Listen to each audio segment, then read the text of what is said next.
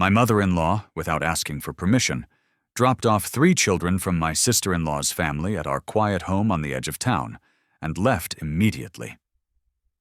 Justine and I are heading to Arizona until spring, she said with a smirk. And you're on maternity leave anyway, right? But what I did next, she never saw coming. Faye was basking in the pale morning sunlight, filtering through the curtains of their small, peaceful home. She loved it there, far from traffic, expectations, and the endless noise of city life. After giving birth just a few weeks ago, the house had become her sanctuary. The slow rhythm of newborn days, the smell of warm milk, the soft creak of old floorboards. Everything felt fragile but sacred. Motherhood was exhausting, yes. But here, in this little corner of calm, Faye had started to feel like herself again. The world had finally quieted down just enough for her to breathe. Nothing in that moment hinted at what was about to arrive. Nothing warned her that peace was already running out. What would you do if it were you? Hit subscribe. And may no one ever leave you alone like this. A knock at the door. Then the sound of tires crunching gravel, and just like that, the silence was over. Even before the knock at the door, Faye had known there were boundaries in her family. Only no one respected them. Edna, her mother-in-law, was the kind of woman who smiled sweetly in front of guests, but tightened her grip the moment the door closed. To outsiders, she was warm, supportive. The strong matriarch. But to Faye, she had always been something else, calculating, quietly demanding, and impossible to please. Faye still remembered the way Edna reacted when she and Carter first announced the pregnancy. Not congratulations, not even a smile, just a nod and, well, I hope you're ready. Babies are harder than they look, and Justine, Carter's sister, was no better. The golden child, the one who always made mistakes but was never held accountable.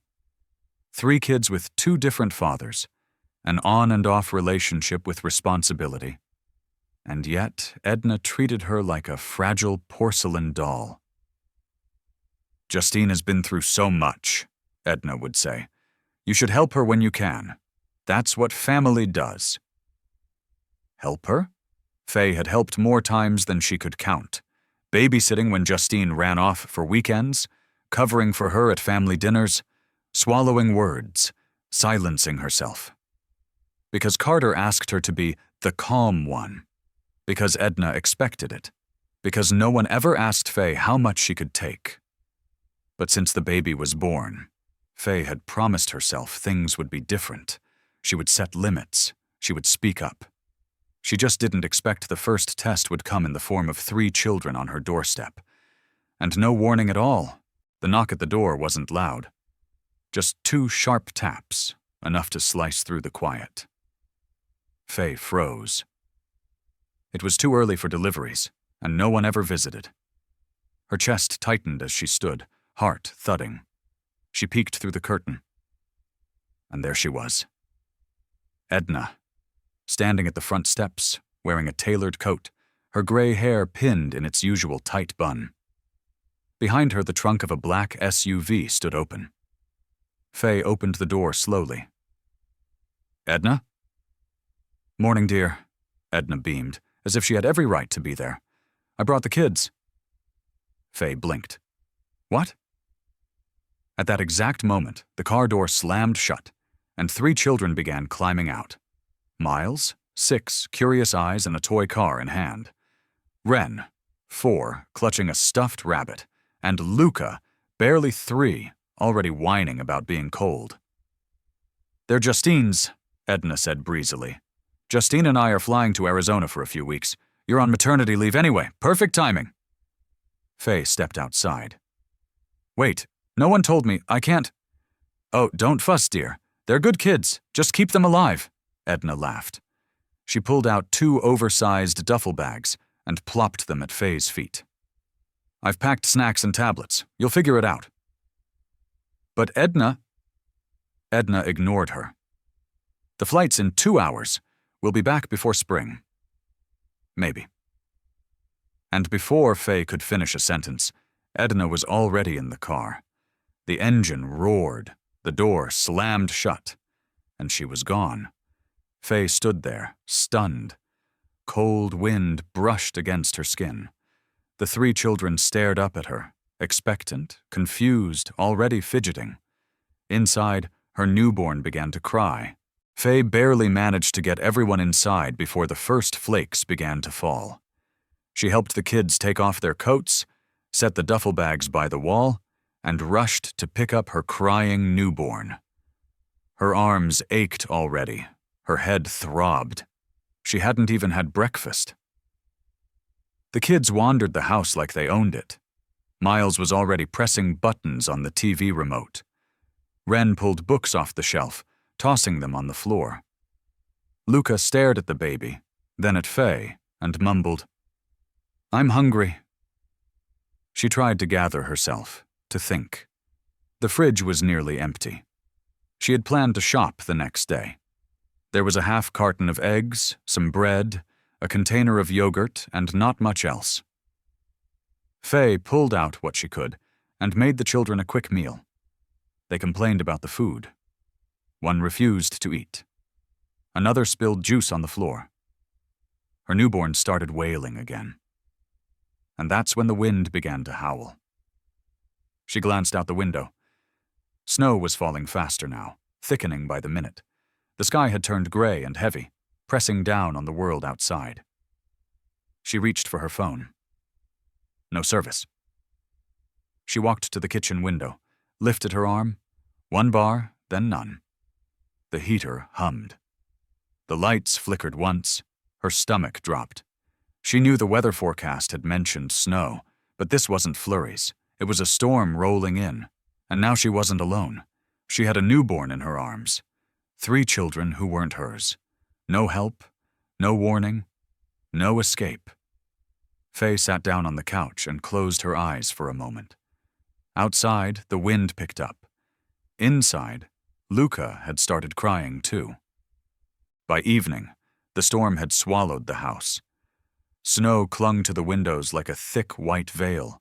The wind howled through the chimney, rattling the glass like fingernails tapping from the outside. And the chaos inside wasn't any quieter. Luca had thrown up. Wren had wet herself. Miles kept stomping around, asking when his mom was coming back. Faye was on her knees, scrubbing juice from the carpet with one hand, while holding her fussing newborn with the other. Her back ached. Her eyes burned. Every surface in the house was cluttered with toys, jackets, and half-eaten snacks. She had tried turning on cartoons. It worked for 5 minutes. Then someone started screaming because someone else got the wrong blanket.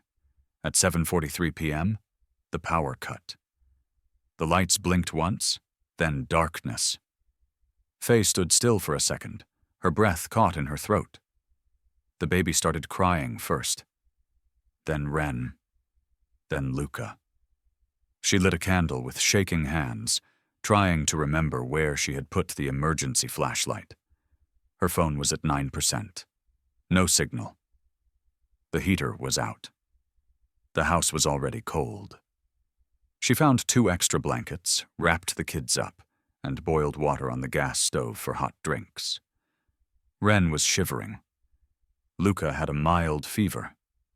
Miles, thankfully, curled up on the couch and fell asleep. Faye didn't sleep that night.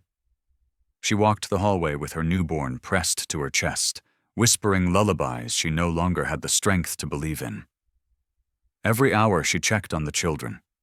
Every cough from Luca made her flinch. Every gust of wind outside made her think, what if I can't keep them safe? By 3 a.m., she sat in the dark kitchen, her hands trembling as she stirred a pot of oatmeal over the stove. She hadn't eaten, hadn't showered, hadn't cried. Yet. But she was close. The morning came without light. Gray skies pressed down on the snow-covered roof. The power was still out. The house was cold, silent. Except for the occasional whimper from Luca and the soft, rhythmic sucking of her newborn. Faye sat in the bathroom, the door closed. It was the only place she could be alone. She looked at her reflection in the mirror. She didn't recognize the woman staring back. Her eyes were bloodshot, dark circles like bruises beneath them. Her lips were cracked. Her hair, unbrushed, flattened to one side. Her sweatshirt was stained with milk, oatmeal, and something unidentifiable. She looked like someone who hadn't slept in years. Someone who was crumbling on the inside, but hadn't been given permission to fall apart. She thought about calling Carter, then remembered she couldn't. No signal. And even if she could, would he pick up? Would he even understand? She had left him messages before, begging for help, telling him she was drowning. And he'd replied with, "You're strong, babe. You've got this." But she didn't got this. She hadn't had it for days. A sob rose in her throat, but she swallowed it. There wasn't time to cry. There were still mouths to feed, fevers to monitor, diapers to change, still silence to carry. Faye leaned her head against the wall. Her eyes burned. Her chest felt hollow. She didn't want to run away. She didn't want to abandon anyone. But she couldn't keep doing this. Not like this. Not invisible. Not voiceless. Not as the woman who everyone assumed would be fine. Just because she always was. The house was still dim when Faye stepped out of the bathroom. She moved slowly, her body stiff and aching. Her newborn had finally fallen asleep, wrapped tightly against her chest in a sling. Wren was curled up under a blanket on the couch, snoring softly. Miles was reading a picture book aloud to himself. And Luca. He was lying on the floor with a flushed face, half asleep, burning up. That was it. That was the moment. Faye didn't feel rage. She didn't scream or throw things. There was no dramatic breakdown. Only a quiet, solid knowing. I'm done. She walked to the kitchen, found her phone, and scrolled through the saved contacts. No signal. Still. But she didn't need reception for this. She picked up the landline, one she hadn't touched in years, and called Bonnie, her elderly neighbor 3 houses down. It rang twice before a gentle voice answered. "Bonnie, it's Faye," she said, trying to keep her voice steady. "I need a favor. Just an hour or 2. Can you come sit with the kids? I need to step out." Bonnie didn't ask questions. "I'll be there in 10 minutes, sweetheart." 10 minutes later, Faye opened the front door. Bonnie stood there in a puffy coat, boots and scarf, eyes kind, arms ready. She took one look at Faye's face and nodded. "Take your time, honey. Whatever you need to do, go do it." Faye hugged her, not out of politeness but desperation. Then she grabbed her keys, her coat, a backpack with diapers, formula, and a scarf for her baby. And she walked out into the snow. Not as the woman who waited for permission, but as the woman who was finally done waiting. The snow was knee-deep by the time Faye reached the end of her driveway. She adjusted the baby tighter against her chest, one hand gripping the backpack slung over her shoulder, the other tucked into her coat pocket, trembling from cold and adrenaline. She didn't look back. The wind bit at her cheeks, sharp as needles. Her boots sank with every step, pulling against her legs like the weight of the past 3 days. Every few yards she had to pause, not because she was tired, but because she could hardly believe she was really doing it. No more waiting. No more calls that went unanswered. No more pretending she was okay. The road to Justine's parents' house wasn't long, under normal conditions, maybe 15 minutes by car. But now, walking in snowdrifts, it felt like a journey across miles of silence and buried resentment. As she walked, memories played in her head like echoes. You're so good with kids, Faye. Just help this once. You're not working anyway. She really needs you right now. But who had ever asked if Faye needed someone? She stumbled once, caught herself against a mailbox buried in snow. Her knees stung, but she got back up. She thought of Luca's fever, Wren's tears, her own baby's tiny hand resting against her chest. She kept walking. By the time she reached the gate of the old brick house, her legs were soaked, her breath ragged, her lips blue, but her spine was straight. She rang the doorbell. Once. Then again. The door opened slowly. Ellen, Justine's mother, stood there in slippers, her expression a mix of confusion and guilt as she took in the sight before her. Faye didn't wait for an invitation. "These are your grandchildren," she said, voice calm but icy. "They've been at my house for days, sick, cold, scared, and I was never asked. I'm not your backup plan. I'm not your safety net. I'm not your solution." She stepped forward, her eyes locked on Ellen's. "You take them now, because I'm done." Ellen didn't speak at first. She stood in the doorway, her eyes flicking from the baby on Faye's chest to the exhausted look on her face, and finally to the 3 children now huddled behind Faye in the snow. Justine's father, Harold, appeared behind her. "What's going on?" he asked. Faye stepped inside, snow melting off her boots onto the entry rug. She spoke without raising her voice, because she didn't need volume. What she carried now was weight. "Your daughter and Edna dropped these children at my doorstep 4 days ago," she said flatly. "No warning, no supplies, no food, no plan, just 3 kids, a snowstorm and a newborn in my arms." Ellen covered her mouth, guilt flashing across her face. "I didn't sleep, I didn't eat. One of them had a fever and my baby cried for hours. I was alone, completely alone, and no one, not one of you, checked on me." Silence. Faye inhaled slowly, steadying herself. "I've been the quiet one, the helpful one, the one who never says no, because that's what was expected of me.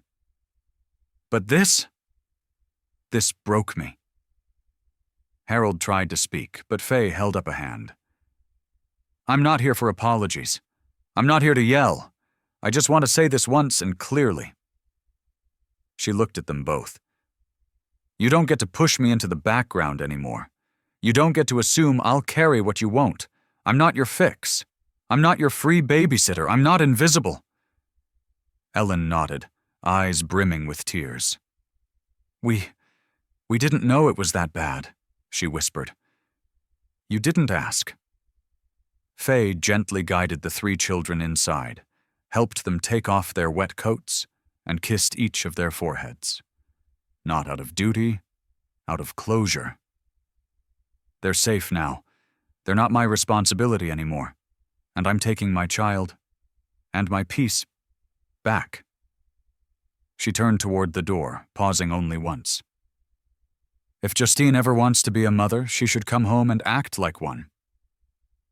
Then she left. The house was still when Faye returned.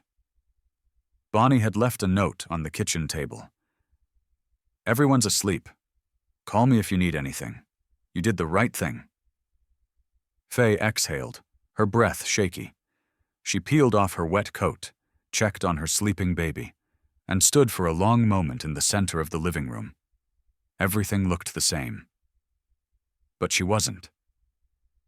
The silence was no longer suffocating. It was earned. She lit a small lamp, took out a notepad from the drawer, and sat down at the kitchen table. There was so much she could have said out loud, but she knew they wouldn't listen. Not really. So she wrote. "To Carter and Edna, I need you both to hear me. And I don't want to be interrupted. That's why I'm writing instead of talking. I've done everything right. I've smiled when I wanted to scream. I've said, 'It's fine,' when it wasn't. I've carried burdens that weren't mine because no one else would. And for what? To be left alone in a snowstorm with 3 children I didn't give birth to? To be treated like a placeholder? Someone who exists only to fill in when others walk away? That ends now. Carter, if you love me, you will stop being silent when your mother crosses the line. You will protect me like I protected this house, these children, and our child. Edna, you may not see it, but what you did was cruel. You didn't ask. You didn't care. You just assumed I'd cope, because I always do. Well, this time I won't. I am a mother. I am a woman. I am tired, and I am no longer available to be used. Faye. She read it once, then again. No rage, no regret, only truth. She folded the letter, placed it in an envelope, and left it on the table. Beside it, she set down her wedding ring. Then she picked up her baby and went to bed. Finally, in peace. Carter arrived the next afternoon. He didn't knock. He let himself in with his key, stepping into the house with a cautious kind of quiet. The smell of chamomile still lingered in the air. The baby was asleep in the crib. Faye was in the living room, holding a warm cup of tea like it was the only thing anchoring her to the ground. He saw the letter first, and the ring.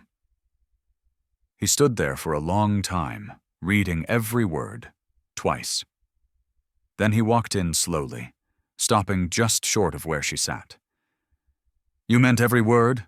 he asked quietly. Faye didn't look up right away. Then, softly, "Yes, every single one." He sank into the chair across from her.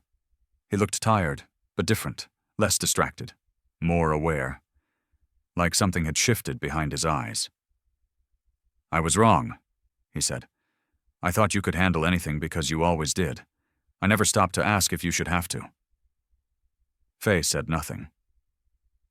"I let my mother treat you like you were a utility, not a person. I thought staying out of it meant keeping the peace, but I realize now, all it did was leave you alone in the storm." He rubbed his hands together nervously. "I've already called her. I told her what she did was unacceptable. I told her that if she wants to be part of our lives, she needs to respect boundaries, and that starts with respecting you." Faye blinked, unsure if she believed him yet. She had imagined this conversation 100 times. Never once did it sound this calm, this sincere. Carter reached across the table. "I want to fix this. Not just today. Not with flowers or promises. With action. With showing up. Every day. For you, for our child. And for the version of you that deserves more than survival." Faye stared at him, heart torn between doubt and hope. "I'm not asking you to forget what happened," he added, "but I'm asking you to let me prove I've changed." She didn't answer right away, because trust, once broken, takes time. But she nodded. Just once. The snow began to melt 2 days later. It started slowly, dripping from the roof, sliding down window panes, revealing patches of earth that had been hidden for weeks. Outside, the world softened. Inside, so did Faye. She didn't rush. Didn't try to clean everything. Didn't try to fill the silence. She sat by the window each morning with her baby in her arms, listening to the slow return of bird song and dripping icicles. The house no longer felt like a trap. It felt like hers. Bonnie visited once a day, bringing bread or soup, never asking questions. Carter kept his distance, respectfully. He checked in. He brought supplies. But he didn't push. He knew now that healing wasn't something he could demand from her. It had to be given, when she was ready. Faye looked around the living room, at the toys that had been put away, the baby sleeping peacefully, the pale light through the glass. She had survived something no one saw. Not a car crash, not a house fire, but the slow, silent kind of unraveling that happens when a woman gives, until there's nothing left. And the quiet, burning kind of courage it takes to stitch herself back together, alone. There was no parade, no grand reward, just peace. And peace, she had learned, was enough. She picked up her baby, kissed his soft cheek, and whispered, "You'll never grow up thinking silence is strength." Then she opened the window just a crack, let the fresh air in, and smiled. Not because everything was perfect, but because for the first time in a long time, she was free.